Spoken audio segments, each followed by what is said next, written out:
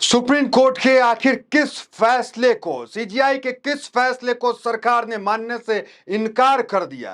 क्यों जो है अरशद मदनी को आपात बैठक बुलानी पड़ी? इस एक वीडियो में चर्चा करेंगे। देखिए, देश के मुसलमानों का सबसे बड़ा मुद्दा इस वक्त जो है सुप्रीम कोर्ट के अंदर है। देश के मुसलमानों की निगाहें सुप्रीम कोर्ट के ऊपर है कि वहां से हमें इंसाफ मिलेगा। मुसलमान जो है सड़कों पे विरोध जताया, प्रदर्शन किया, लेकिन उसके बाद भी सरकार जो है बिल के ऊपर एक ना सुनी। 6 करोड़ से ज्यादा मेल करने के बाद भी सरकार मुसलमानों को आश्वासन दिलाती रही कि यह बिल उनके फायदे का है, जबकि मुसलमानों को जो बताया जा रहा है कि ये मलाईदार है, लेकिन मुसलमान ये बता रहे हैं कि हमें चाहिए ही नहीं।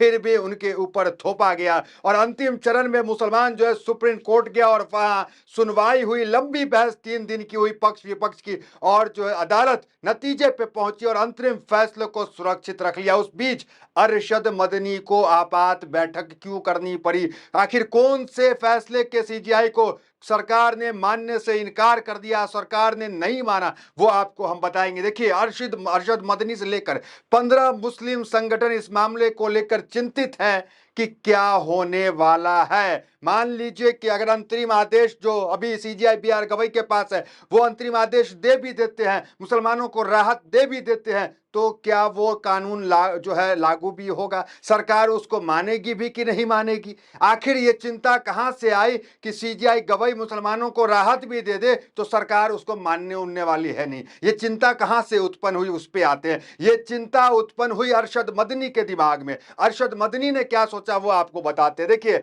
अरशद मदनी ने एक याचिका लगाई थी पूर्व में, जो सीजीआई रहे थे, खन्ना नहीं, उससे पहले सीजीआई चंद्रचूड़ की अदालत में याचिका लगाई गई। अरशद मदनी जो देवबंद से हैं, और अरशद मदनी ने याचिका लगाई और कहा कि जो मदरसे को डेमोलिश किया जाता है, उस मदरसे को डेमोलिश ना किया जाए, उसे रोका जाए।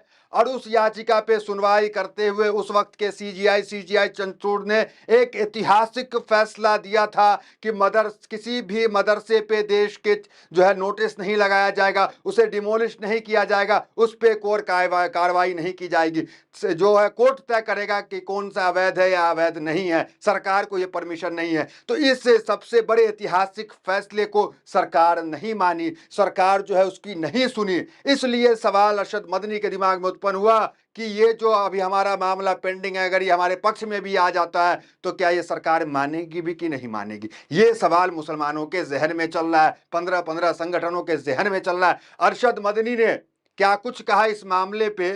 अरशद मदनी को यह बात कहां से आई? क्योंकि सीजीआई जो उस वक्त चंद्रचूड़ थे, उसने फैसला सुनाया मदरसा को लेकर के कि कोई नोटिस नहीं, कोई बुलडोजर नहीं। लेकिन उत्तर प्रदेश के अंदर 400 से ज्यादा जो है मदरसे पे, मस्जिदों पे, ईदगाह पे बुलडोजर चला, जिसमें सबसे ज्यादा मदरसे थे, उस पे बुलडोजर चलाया गया, उस पे नोटिस लगाया गया, उसे जो है नोटिस लगा के अवैध ठहराया गया।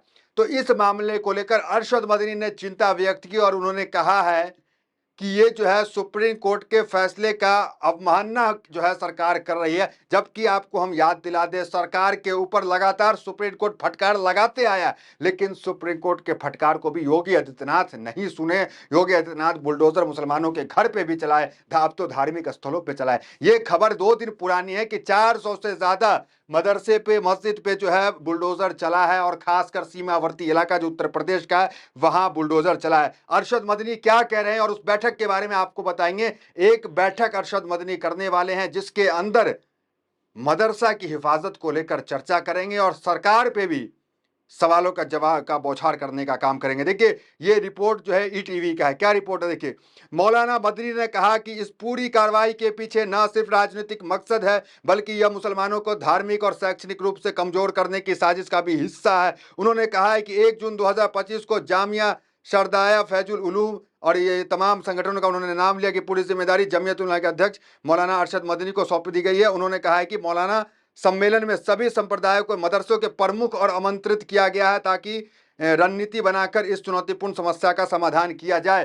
तो एक बैठक बुलाई गई है और अरशद मदनी ने यह बैठक बुलाई है, जिसमें मदरसे को लेकर के ये जो लगातार 400 जैसे आज तोड़ दिए गए हैं, इसको लेकर बैठक की जाएगी, इस पे चिंता की जाएगी और सवालों का बौछार सरकार के ऊपर किया जाएगा।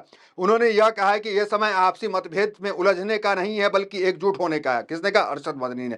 क्योंकि सरकार की मुहिम सभी संप्रदायों के मदरसे को निशाना बना रही है कि लड़ाई मदरसों के उलमाओं ने शुरू की थी और इसी मकसद से दारुल उलूम देवबंद जैसे संस्थानों को संस्थापन की गई थी। सुप्रीम कोर्ट पहले ही स्पष्ट कर चुका है कि शिक्षा का अधिकार अधिनियम 2009 की कोई भी धारा अल्पसंख्यक शिक्षण संस्थानों पर लागू नहीं होती है।